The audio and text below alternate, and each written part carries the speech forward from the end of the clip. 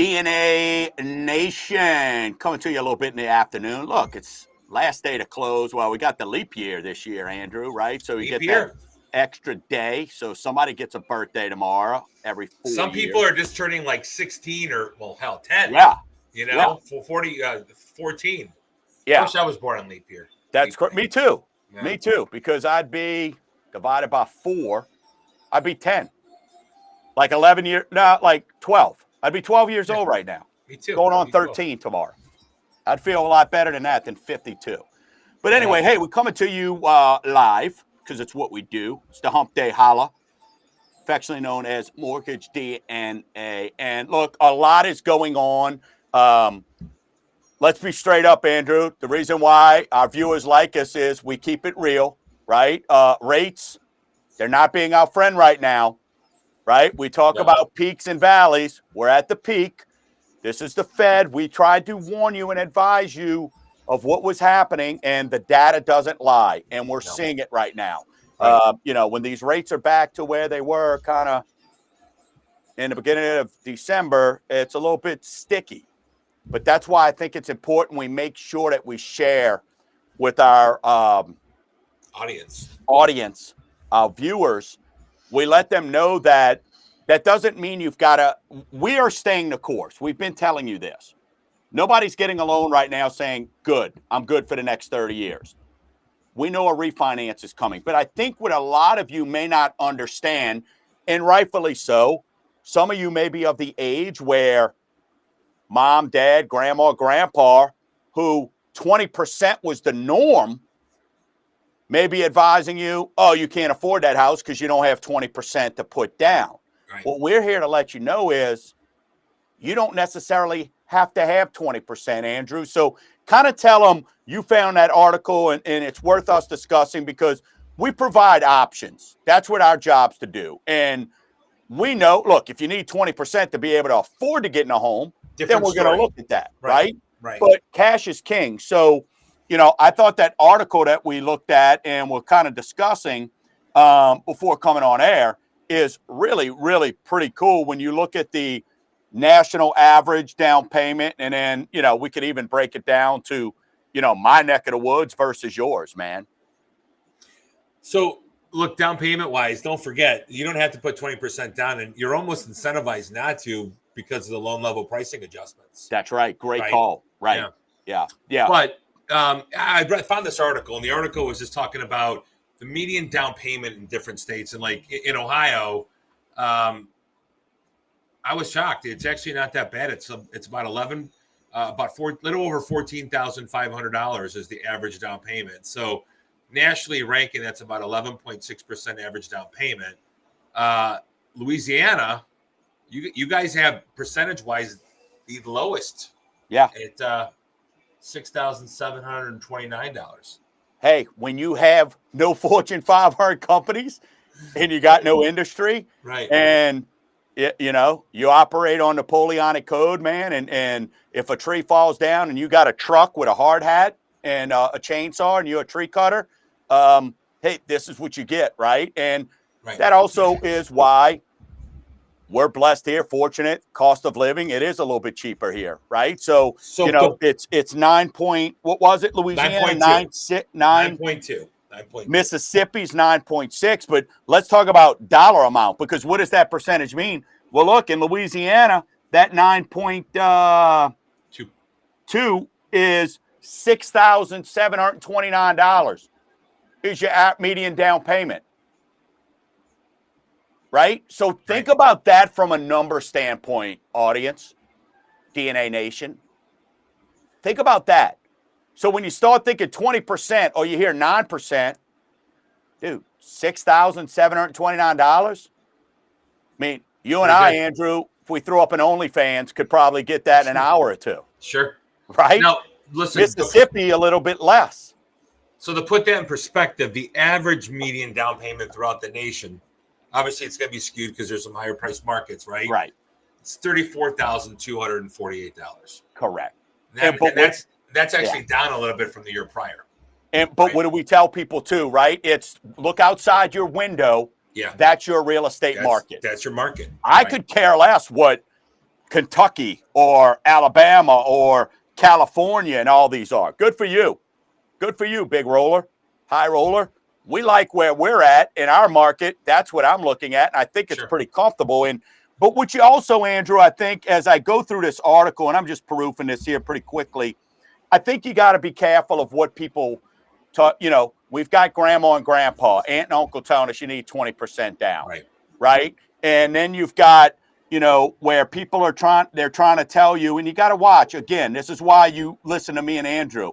We're about facts, not necessarily headlines, right? So you want to look at, hey, the average median down payment was $34,000 in Q2 of 2023, down from $35,000. Right. Well, okay, that sounds good. Then you kind of start looking at, Andrew, where's that number at that we were talking about, man, that I just don't like to, that I think is worth mentioning. Where's that number they were talking about, man, where it was 22% or something like that in 2021 was the average down payment, right? Right. So in 2022, the average down payment was like 22%. Okay, well, and that's for rebuyers, right?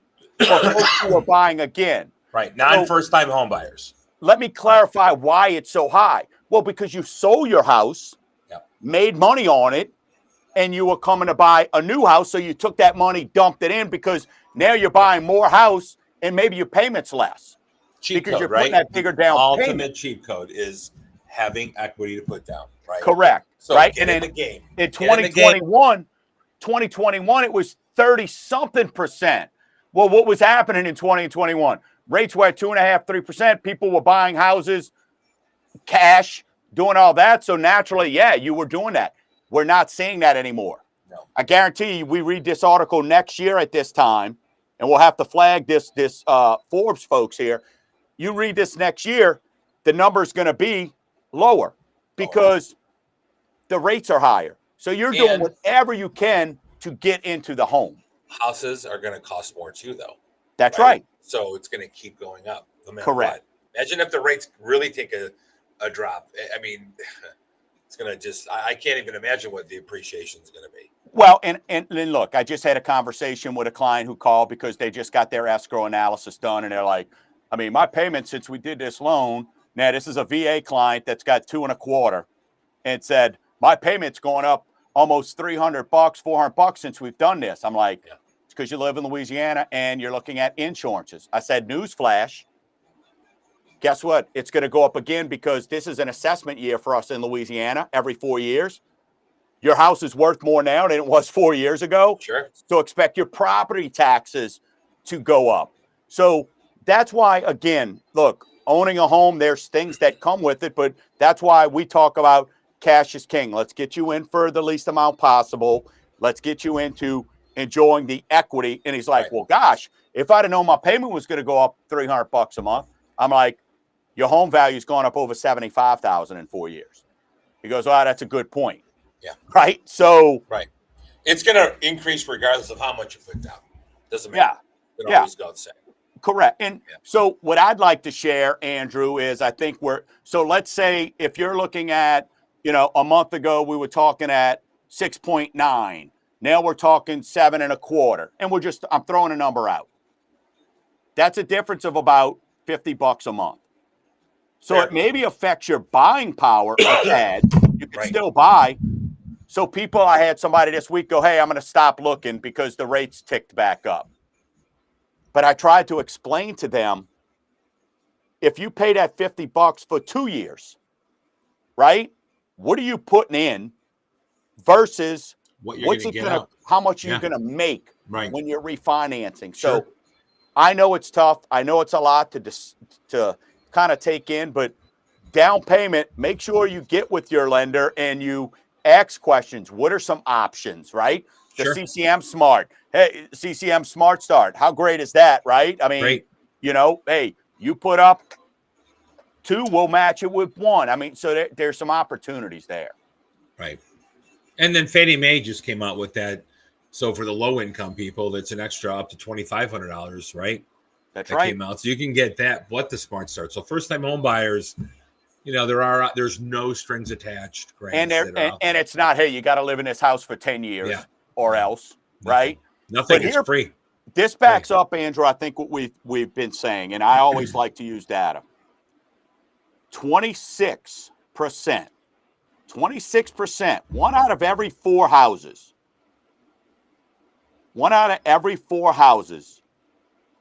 in January, in January, sold for over asking price. 26%, And that's winter, right? right? Over Winter. asking in this market, higher interest rates. Okay. That's up 8% pre pandemic. But here's why, listeners. Here's why. Inventory is down 40% pre pandemic, meaning from 2019, right? 40%. 40%. There's almost half the houses available. Right. And it's because, as we've talked about on here, that locked in. I ain't selling my house. I got 3%. I'm not doing this. Or I'll rent that when I go buy this. Well, that's a house that's not hitting the market. Nope.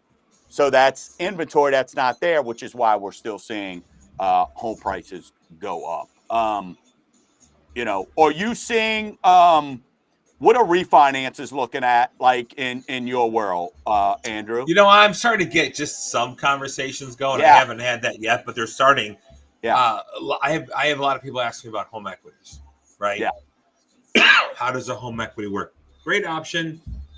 However, you got to understand, if you are going to do a home equity and then eventually try to refinance it, because it is variable, it's considered a rate or cash out down the road. So you're limited to your loan to value. So just be cognizant of and try to go and take out as much as you can. If you're going to do that, try to pay off your debt and then worry about it later, because that is an unforgiving tool. If you use it properly, it's a good tool to have. Right? I look at HELOCs as, and I say it all the time, it's the devil in disguise. It looks good. That teaser rate they give you up front looks good, right? And then that variable stuff. And what we mean by variable mean it's not fixed for a certain amount. It's not fixed. It's not fixed at all. So that rate every month you get a statement in, it's playing Russian roulette. How much is my payment this month? Right. So it's hard to budget. So you've got it. That's what you've got to look at. I can tell you, Andrew, right now, I'm starting to have a lot more conversation as we talked about. In February is usually because all the Christmas cards, all the Christmas bills, those credit card statements start coming in. And I mean, we're saving people hundreds. I've got a guy right now. I can't wait to call back. Luckily, free and clear home. But it got away from him. Business owner, some stuff got away from him. I'm going to save him $3,500 a month. That's life-changing. Is that like the most you've ever? What's the most you've ever saved? That's I don't think I've ever saved. This might be an all-time high. I know I've had some people at $2,700, $3,000, but this is, I mean, it's pushing almost $4,000 in savings. So when you go, you think this guy's going to care that he's getting 7.5%? Probably not. No. Because I'm going to show him too. Hey, out of the $4,000 you're saving, take $2,000 of that, enjoy yourself. And the other two, let's put it back towards the loan. And in reality, here's what you're paying, right? Yeah. So, some opportunities there. So, well, again, it's credit, debt. It's all, saving. It's all habit. So, guys, no matter what you do, just hopefully, if you did put yourself in a pickle, it was a one-time, one-off thing, and you can't, unless you're like East Coast or West Coast, you can't constantly be refinancing every 2 or 3 years, right? Yeah. We have that get out of jail free card right now that we might have for the next couple of years where it's going to keep appreciating, but you got to learn your lesson. Hey, how about this? What are some things that you tell when people call up and they want to refinance? Yeah. I usually tell them 3 things that I don't want them to do when refinancing. And my 3 are: don't pull the money out to get married. Don't pull the money out to pay off a car, right? And or vacations, right? Like it just, you can kind of lump that in weddings together, but everything else, I think it's something to think about. What about you? Mine is, look, don't take this money out to go invest, right? To go buy Bitcoin, right? Okay. Or something like that, right? And what about the stock market? No. You don't feel good about that? No, I don't. No, I just don't, because that's not guaranteed. right? That's not something that I like. And especially in this environment, am I going to go get 6.5%, 7% to go put it in a CD getting 5? That's kind of silly, right? So, those are things that I look at. But at the end of the day, it always comes down to is loyalty is to your pocketbook, right? That is period, end of day. And it does not matter what you or I think. What I tell that client is if somebody tells you, oh, it's not worth it, you're not saving 1% on your rate or this and that. At the end of the day, if I'm a parent and I need to borrow against my house because I'm going to put little Johnny in a college or a high school that I believe in and I have a plan for little Johnny or little Sue, then you got to do what you got to do to take care of family. I mean, that's right? investing in the future. So I'm okay with that. And you've worked hard for the house. So let that house work for you. And at the end of the day. But you can't let it work for you. And you can't have these cheat codes if you don't own. So that's correct. That's great. That's a great point. I just think that the youth, especially, you can't write off not owning. Like it is totally obtainable. Yeah. Right. Maybe it's not that house that you're living in now, but guess what? Your parents didn't live in that house they lived in now. They started with the starter home. We got to go back to get into a starter home and pay it, then move up, and people got to realize that that's okay. And I don't know what it is. Like, it used to be like every 7 years, people would refinance or move. Now it's 12. Now it's 12. Now it's 12, right? So people are staying in a little longer. Again, that affects inventory. And go back to your medium down payment, 24 to 32. Median down payment for that age group is 8%. 33 to 42 is 11%. 43 to 57 is 10%. 58 to 67 is 20. Okay. Because chances are they're reselling. They also have had longer to save. Yeah.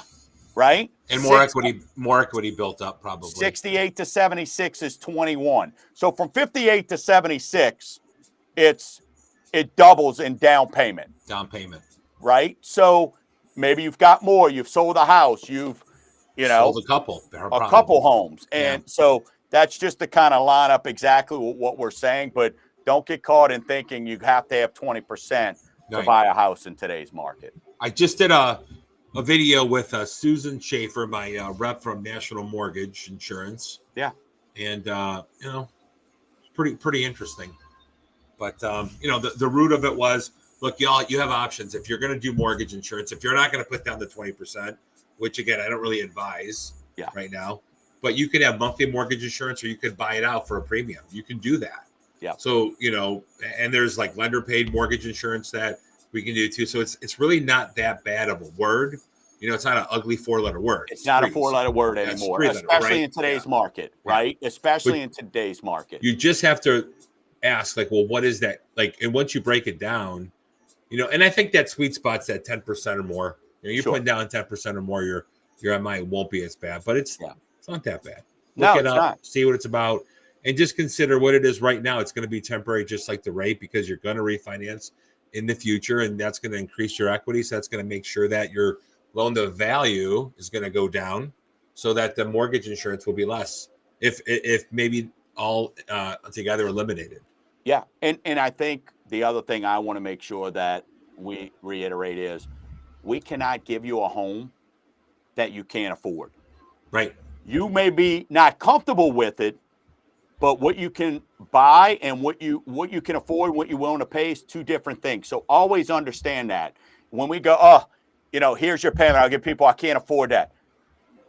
You asked me to give you your buying power. Here's what you can afford. Right. Now, if you're not comfortable with that, let's look at a number that you're comfortable with, and then we can work within those parameters, right? But just keep in mind, if you got to have mortgage, we're not ever going to give you a number that we hope you get a raise or we hope something comes down the road where hope you can doesn't pay the bills, man. That's right. Agree. That's right. Absolutely. Right. Absolutely. Right on. Oh, good stuff this week. Always, man. I think so. And always a pleasure. Glad you're looking good. You're sounding much better than last week. Glad to have you almost back to full strength, brother. And, we'll keep coming on, keep on keeping on. Hey, follow Andrew Makovic, all his social media sites. Just Google him. myself, Mortgage Gumbo. Check it out. If you got questions, shoot us an email. We're easy to find and be more than happy to. Check them out on Saturday, guys. Yes, please check me out. You got it. When and where? Come on, When don't and leave them where? hanging. Hey, Mortgage Gumbo, Dad Cam, Saturdays, iHeartRadio, 99.5 WRNO, or the iHeartRadio app. For those who are following Andrew, just go to the iHeartRadio app, type in Mortgage Gumbo, and boom, we'll pop up. You can find them on Facebook too. They can listen to you. Yep. Yeah. So, guys, if you got nothing better to do on Saturdays, give them a call and give them a hard time. Check it out. You got it. All right, big dog. All right, thank you, man.